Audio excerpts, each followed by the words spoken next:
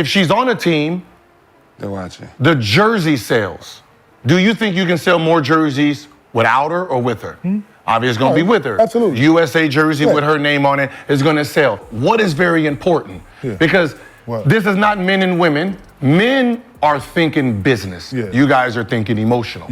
The most popular were put on a team, which means 2 players who were probably all NBA didn't get put on a team. This is the first time we're bringing pros. We need the most popular names the world knows. Remember when Michael Jordan and Magic Johnson teamed up for the 1992 Dream Team? Gilbert Arenas says Team USA just missed their chance to do it again with Caitlin Clark. Let's break down why he thinks leaving her off the Olympic roster is a major fumble. Arenas didn't hold back in his criticism of Team USA's decision. He thinks not having Clark on the team is a huge mistake that could hurt the popularity of women's basketball at the Olympics. We're talking less people watching and fewer jerseys sold. That's a big deal for the sport's future. This isn't just about who's the best player on the court. It's about star power, fan excitement, and growing the game. But here's the big question. Is this really about skill, or is there more to the story? Let's dive in and find out what's really going on with this Olympic-sized drama. Gilbert Arenas didn't mince words when he called out Team USA for leaving Caitlin Clark off the Olympic roster. He sees it as more than just a sports decision. It's a business blunder that could cost women's basketball big time. Arenas argues that leaving Clark at home is a horrible business decision. He's not just talking about missing out on her skills on the court. He's thinking about the bigger picture, the excitement, the viewership, and the cold, hard cash that comes with having a superstar on the team. Remember the 1992 Dream Team? Arenas does. He points to that legendary squad as the perfect example of how star power can elevate a team and the entire sport. Michael Jordan, Magic Johnson, Larry Bird, these weren't just great players. They were cultural icons who drew millions of eyes to the game. Arenas sees Clark in a similar light. She's not just another talented player. She's a phenomenon who's captured the imagination of basketball fans across the country. Her college games broke viewership records, and her jerseys flew off the shelves faster than you can say buckets. So when Arenas asks, do you think you can sell more jerseys without her or with her? It's not really a question, it's a statement. He's saying that Clark's presence on the Olympic team would be a game changer for women's basketball, both on and off the court. Think about it. When casual fans tune in to watch Olympic basketball, they want to see the biggest names, the most exciting players. Clark fits that bill perfectly. Her long-range shots and flashy passes make for great highlight reels. That's the kind of stuff that gets people talking, tweeting, and tuning in for more, but it's not just about the immediate impact. Arenas is looking at the long game. Having Clark on the Olympic stage could inspire a whole new generation of young girls to pick up a basketball. It could attract new sponsors and boost the profile of women's basketball globally. And let's not forget about merchandise. Olympic jerseys are big business. Arenas is betting that a Team USA jersey with Clark's name on the back would be a hot seller. That's money in the bank for USA basketball and the sport as a whole. Arenas isn't alone in this thinking. Many fans and analysts have expressed surprise and disappointment at Clark's exclusion. They see it as a missed opportunity to capitalize on her meteoric rise and the excitement she brings to the game. But here's where it gets interesting. Arenas isn't just critiquing the decision, he's offering a solution. He suggests that Team USA should include not just Clark, but also other popular rookies like Cameron Brink and Angel Reese. In his view, this would create a perfect blend of established stars and fresh faces, maximizing both skill and star power. It's a bold proposal and one that challenges the traditional approach to team selection. Arenas is essentially arguing for a new model that puts equal weight on athletic ability and marketability. It's a strategy that recognizes the changing landscape of sports, where social media followings and personal brands can be just as valuable as on-court skills. While Gilbert Arenas makes a compelling case for star power, not everyone agrees that popularity should be the deciding factor in Olympic team selection. Former NBA player Kenyon Martin offers a different perspective, emphasizing the importance of skill and experience over star status. Martin argues that Team USA's decision to leave Caitlin Clark off the roster wasn't about snubbing a rising star, but rather about fielding the most competitive team possible. He believes the selection committee focused on players with proven track records at the highest levels of international competition. This viewpoint suggests that Olympic basketball isn't just about individual talent or marketability, it's about assembling a cohesive unit unit that can perform under intense pressure on the world stage. Martin points out that even if Clark made the team, she might not see significant playing time given the stacked roster of seasoned veterans. They blow everybody out. Well, she's going to play. She's going to get some minutes, Martin stated, implying that limited playing time could actually be detrimental to Clark's development and potentially disruptive to team dynamics. But how does Clark's performance stack up against the players who made the cut? Her rookie season stats are impressive, leading in assists and scoring. These numbers put her right in line with many of the selected players, showcasing just how complex the decision-making process must have been for Team USA. However, it's not all about offensive prowess. Clark's high turnover rate of 5.4 per game has raised some eyebrows. Critics argue that this aspect of her game needs refinement before she's ready for Olympic competition, where every possession counts against world-class opponents. Interestingly, sports journalist Gemma Hill offers a perspective that flips the script on the entire debate. Hill argues that Clark's exclusion from the Olympic team might actually be beneficial for the young star. After a grueling college season and a high-pressure transition to the WNBA, Hill suggests that Clark could use a break. Honestly, Caitlin Clark not being on this year's Olympics team is actually a good thing for her, Hill stated. This view considers the long-term health and career longevity of athletes, acknowledging that even superstars need time to rest and recharge. Hill also draws an important distinction between Clark's situation and past Olympic snubs. She doesn't view Clark's exclusion in the same light as controversial omissions like Candace Parker or Nneka Ogwumike, who Hill believes were more deserving based on their established careers and accolades. This nuanced take reminds us that Olympic team selection isn't just about picking the most popular or even the statistically best players at a given moment. It's a complex process that weighs current form, experience, team chemistry, and long-term player development. The debate surrounding Clark's Olympic snub highlights the evolving nature of sports in the social media age. While star power and marketability are undeniably important for growing the game, they must be balanced against the core athletic principles of skill, experience, and teamwork. As we consider these varying perspectives, it's clear that there's no easy answer. The tension between star power and proven skill will likely continue to shape team selections in the future, not just in basketball, but across all Olympic sports. Caitlin Clark's Olympic snub isn't the first time a star player has been left off Team USA. The history of women's basketball is filled with surprising omissions that have sparked debate and controversy. Let's take a look at some of the most notable cases and see how they compare to Clark's situation. Remember Candace Parker? She's a two-time WNBA MVP and one of the most recognizable faces in women's basketball, but in 2016 she was left off the Olympic roster, shocking fans and analysts alike. Parker didn't mince words about the snub, saying, "As soon as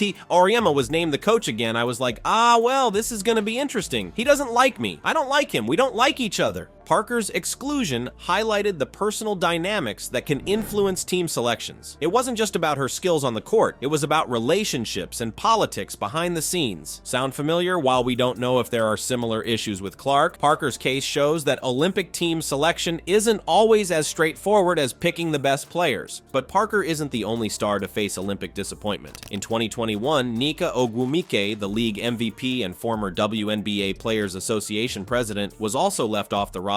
This decision baffled many, including Parker, who said, "You have someone that arguably maybe should have been on Team USA in 2016, but definitely 2020. Ogwumike's snub raised questions about the criteria used for team selection. Was it purely about on-court performance, or did other factors come into play? These are the same questions we're asking now about Clark's exclusion. The ongoing debate about Olympic selection criteria in women's basketball reflects a deeper issue. How do you balance experience with potential? How much weight should be given to international play versus WNBA performance? And how do you factor in the intangibles like leadership and marketability? Clark's situation adds a new wrinkle to this debate. She's a rookie with unproven WNBA experience but massive star power and college success. It's a unique combination that doesn't fit neatly into traditional selection models. Looking at these past snubs, we can see some patterns emerging. Often, the excluded players are those who challenge the status quo in some way. Parker's outspoken nature and her history with the coach played a role. Ogwumike's strong leadership in the players' union might have factored in. And now Clark, with her unprecedented popularity and unconventional path to stardom, finds herself on the outside looking in. But it's not all doom and gloom for those who miss out on Olympic glory. Parker and Ogwumike continued to dominate in the WNBA, proving their worth time and again. Their careers weren't defined by Olympic snubs, but by their consistent excellence on the court. For Clark, this setback could be a motivating fact. Many great athletes have used Olympic disappointment as fuel to push themselves even further. Who knows? knows? We might see an even more determined and dominant Clark in the WNBA as a result. These Olympic snubs have had a significant impact on women's basketball. They've sparked conversations about transparency and team selection, the balance between skill and star power,